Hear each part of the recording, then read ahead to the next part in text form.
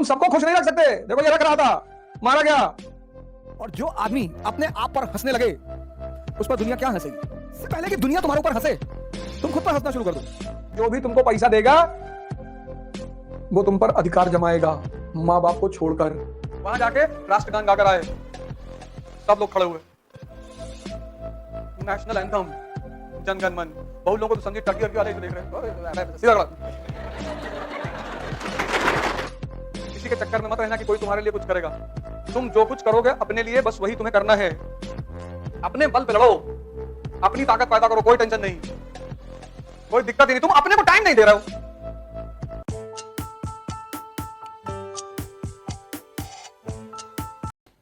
कि देश को सिर्फ और सिर्फ उस समय की युवा पीढ़ी ही बदल सकती है।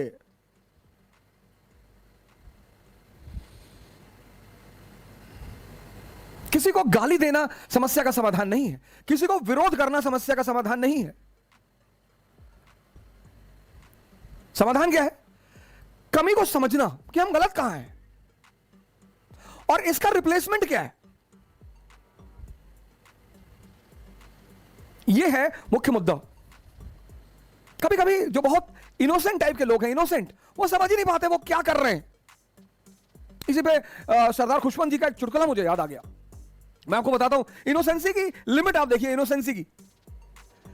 तो सरदार खुशवंत जी ने कहा कि एक बार एक सरदार जी कहीं जा रहे थे और रास्ते में उन्हें एक चिराग मिल गया। सबसे ज्यादा सरदारों पे अगर चुटकुला किसी ने लिखा, सरदार खुशवंत सिंह ने ही लिखा है। और जो आदमी अपने आप पर हंसने लगे उस पर दुनिया क्या हंसेगी। बहुत बड़ी बात है। कभी कभी लोग सरदार खुशवंत सिंह से बड़ा नाराज हो जाते हैं कि सरदारों पे चुटकुला बना दिया। खुद पर हंसना, तुम जब खुद पर हंसने लगोगे दुनिया तुम्हारे ऊपर हंस नहीं पाएगी। और जब दुनिया तुम्हारे ऊपर हंस नहीं पाएगी तो तुम्हारा विकास रुकेगा ही नहीं।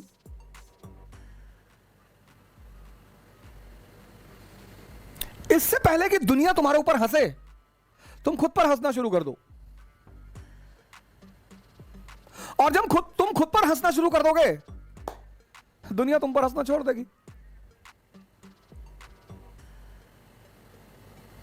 क्योंकि हंसना दुनिया का एक बहुत बड़ा हथियार है 90% लोगों को नियंत्रित करने का। आगे नहीं आते वो।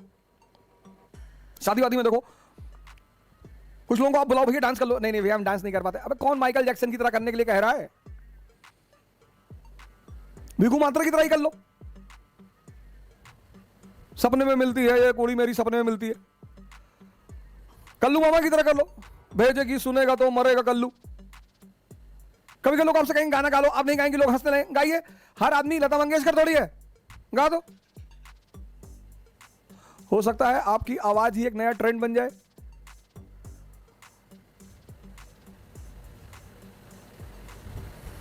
जिंदगी में अपॉर्चुनिटी बहुत बड़ी चीज होती है। तो सरदार खुशवंत सिंह ने लिखा है कि एक बार एक सरदार जी कहीं जा रहे थे और उनको एक चिराग मिल गया पड़ा हुआ। तो उन्होंने वो अलाउद्दीन का चिराग वाली कहानी पढ़ी थी, हम सबने पढ़ी। तो उन्होंने चिराग को घिसा तो उसमें से जिन्न बाहर निकला। तो उन्होंने उस जिन्न ने कहा कि मेरे आका आप मुझसे 3 वरदान मांग ले। तो उसने कहा भाई काम कर, तू मुझे एक शराब की बोतल दे जिसमें शराब कभी खत्म ना हो। उसने कहा ठीक है, दे दिया एक बोतल। वो बैठ के सरदार जी पीने लगे, बोतल जैसे खत्म हुई फिर भर गई। सरदार जी तो बड़े खुश हुए कि वाह यार क्या बोतल हाथ लग गई। तो जिन ने कहा कि आका बाकी 2 भी मांग ले। बोले यार छाड़ यार, तू 2 ऐसी और बोतल दे दे, खत्म। ये होती है इनोसेंसी। और मैं इस बात को अच्छी तरह जानता हूं कि हमारे देश के 70% लोग बहुत इनोसेंट हैं, बहुत। 20% ने तबाही मचा रखी है और 10% असहाय है। जो प्रेजेंट भारत की दशा है वो ये है कि 70% इनोसेंट है, 20% उन्हें भड़का रहे हैं। दलित दलित दलित दलित ब्राह्मण को डरा रहे, मुसलमानों को डरा रहे, हिंदुओं को डरा रहे। Hindu nation, Hindu nation, India is going to be Hindu nation. अरे तो अमेरिका भी तो क्रिश्चियन नेशन है।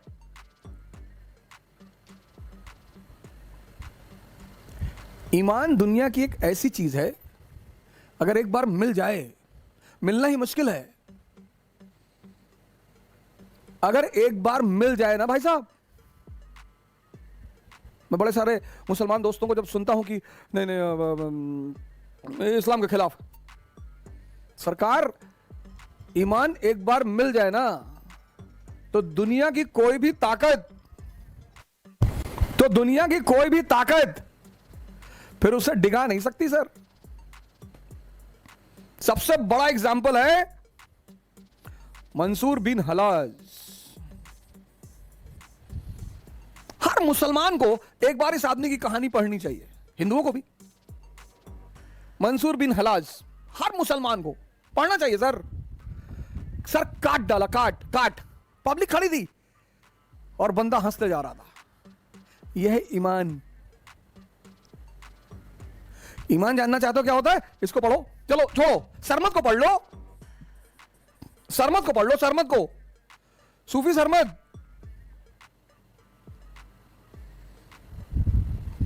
सर ईमान बहुत बड़ी चीज है सर। बुद्ध अंगुलीमाल के पास चले गए सर, उसकी मां तैयार नहीं थी जाने के लिए, तो कौन सी ताकत थी?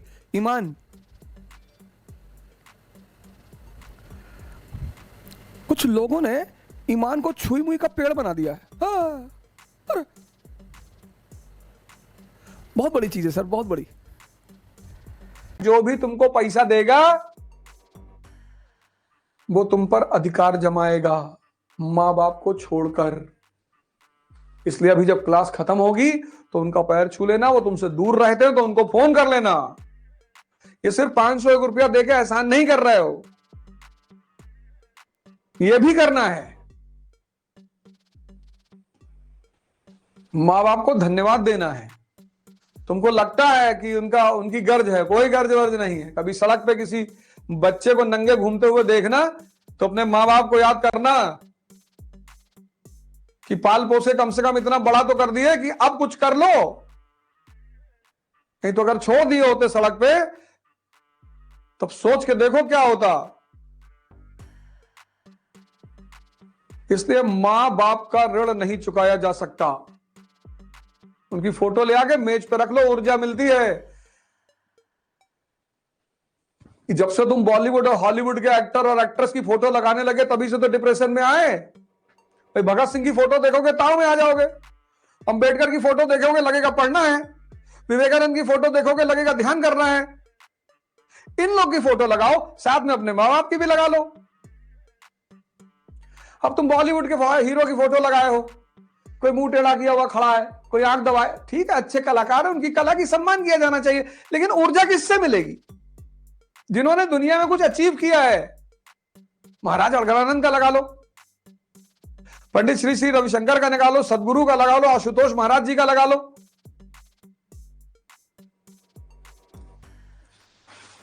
इसलिए हिंदू मूर्ति पूजा करते थे, क्योंकि मूर्ति से ऊर्जा लेते थे।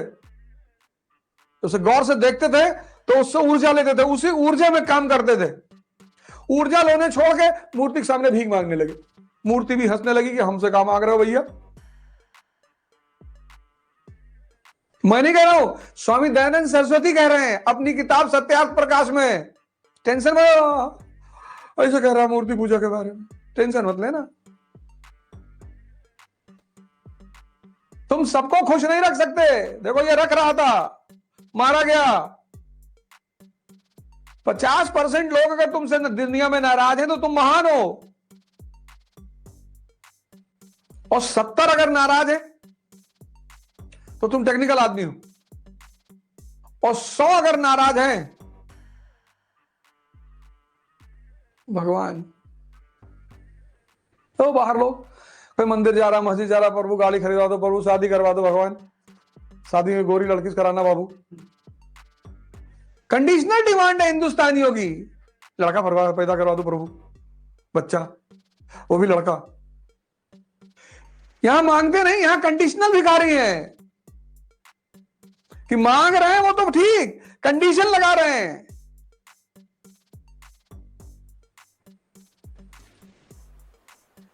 इस दुनिया में कोई किसी के लिए नहीं लड़ता, लड़ता ही नहीं। जितने लोग लड़ते हैं दूसरों के लिए, सब अंततः राजा महाराजा हो जाते हैं, और जिसके लिए लड़ते हैं वो गरीब ही है। और जो वास्तव में दूसरों के लिए लड़े वो खुद कभी अमीर नहीं हो पाए। गांधी जी को देखो, कुछ नहीं है, इसीलिए तो इस देश का आदमी गांधी जी को गाली देता है कि कुछ कमा ही नहीं पाए, नंगे टहलते थे। इस देश का आदमी गांधी जी को महान कैसे मान सकता है, जो नौकरी करना चाहता है पैसा कमाने के लिए।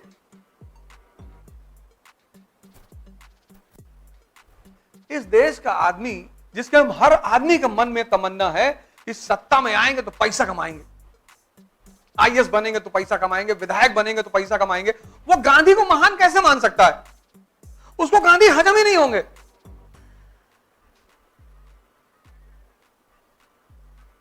ये नेता किसको मानता है जो 20-20 फॉर्च्यूनर से चल रहा है? उसको खड़े होकर देख, भैया फलाने जा रहे हैं, भैया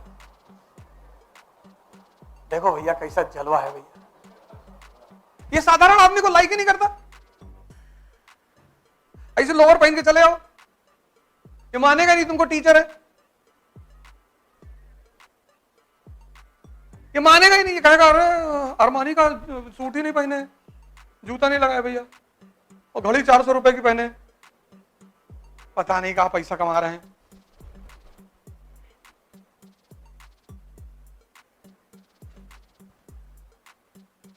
करोड़ करोड़ रुपया शादी में खर्चा हो रहा है, करोड़ करोड़, और 2-2 दिन में डाइवोर्स हो रहा है, क्योंकि पैसा संबंधों को जोड़ नहीं सकता। संबंध हमेशा भाव से जोड़ेंगे और ताकत से। शंकर जी जा रहे हैं पार्वती जी के यहां बारात लेके, शमशान की राख रगड़ के जा रहे हैं, लॉरेल की क्रीम नहीं, ना ब्लीचिंग करा रहे, ना थ्रेडिंग करा रहे हैं, शमशान की राख वाख लपेट लिए, और पीछे एक से एक बवंडर, भूत पिशाच, यही सब लोग चल रहे हैं। कॉन्फिडेंस देखो आदमी का, वजह क्या है? शक्ति। कि बदतमीजी करोगे तो मारेंगे पटक के वहीं पे। कपड़ा थोड़ी कॉन्फिडेंस है। जाओ बोलने कहीं स्पीकर मंच पे खड़े हो गए, कितना भी बड़ा कपड़ा पहने रहो, अगर अंदर शक्ति नहीं तो कपड़ा नहीं बुलवा पाएगा। दुबई में एक आदमी को स्पीकर दिया, क्या पूछना फैजल भाई से, बोल ही नहीं पाए। एक साहब को दिया गया माइक, बुलाया गया, नाम अनाउंस किया गया कि so and so educator from फला फला कंट्री, आइए। नहीं मैंने भाई साहब बोलो।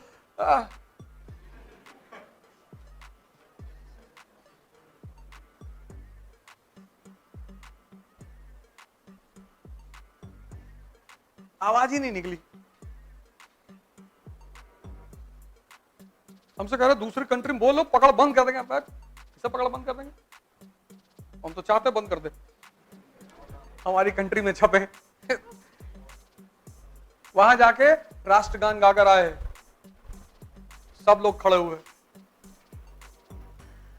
नेशनल एंथम जनगण मन। बहुत लोगों को तो समझी टर्की अर्की वाले इसे देख रहे हैं, सीधा खड़ा।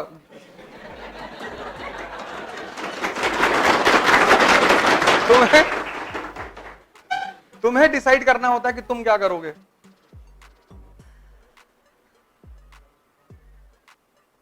तुम डिसाइड करोगे, तुम, कोई दूसरा डिसाइड नहीं करेगा। ये किसी के चक्कर में मत रहना कि कोई तुम्हारे लिए कुछ करेगा। तुम जो कुछ करोगे अपने लिए, बस वही तुम्हें करना है। अपने बल पे लड़ो, अपनी ताकत पैदा करो, कोई टेंशन नहीं, कोई दिक्कत ही नहीं। तुम अपने को टाइम नहीं दे रहे हो।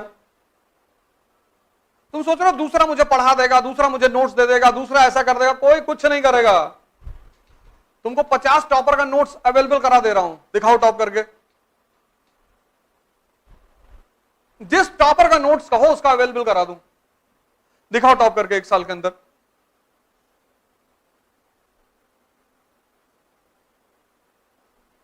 वो जो टॉपर का नोट्स है ना, वो उसकी अपनी क्रिएटिविटी है, उसने पढ़ा क्लास में, सोचा, बनाया, वो तुमको भी करना पड़ेगा।